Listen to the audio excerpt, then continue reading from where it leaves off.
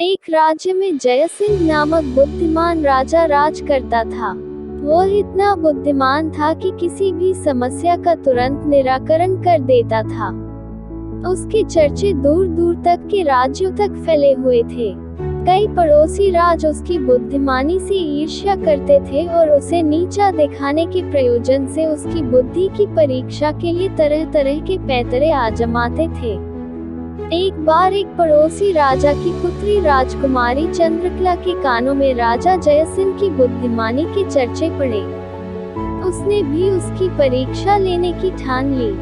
उसने अपने एक दूत के हाथों 2 फूल राजा जयसिंह के पास भिजवाए और साथ ही एक पत्र भी। राजा जयसिंह ने पत्र पढ़ा। पत्र में लिखा था, महाराज, आपकी बुद्धिमानी के चर्चे बहुत सुने हैं।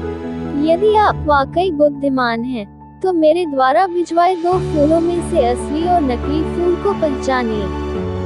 ध्यान रहे, आप उन्हें छू नहीं सकते। राजा ने देखा कि दोनों फूल बिल्कुल एक जैसे हैं। उनमें कोई भिन्नता नहीं। कुछ देर विचार करने के बाद राजा ने अपने एक सेवक को महल की खिड़कियां खोलने का आदेश दिया। सेवक ने खिड़कियां खोल दी। महल की कई खिड़कियां शाही बाग की तरफ खुलती थी। कुछ देर में कुछ मधुमक्खियां महल में प्रविष्ट हुई। पड़ोसी राज्य के दूत के हाथों के 2 फूलों में से एक फूल पर वे मंडराने लगी। राजा जयसिंह समझ गए कि वही असली फूल है। उन्होंने उस फूल की तरफ संकेत करके कहा कि वही असली फूल है। राजा का उत्तर सही था। दरबार में राजा की बुद्धिमानी की प्रशंसा होने लगी। दूत ने वापस जाकर राजकुमारी चंद्रकला को राजा जयसिंह के उत्तर के बारे में बताया। राजकुमारी भी उनकी बुद्धिमान पर प्रसन्न हुई और अपने पिता से कहकर उनसे विवाह करने की इच्छा प्रकट की।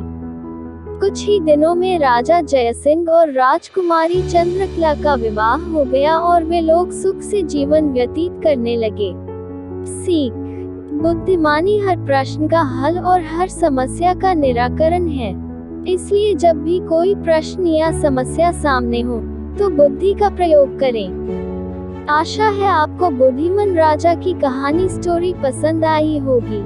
ऐसी ही हिंदी मॉरल स्टोरीज, नाटक, कहानियाँ पढ़ने के लिए हमें सब्सक्राइब अवश्य करें। धन्यवाद।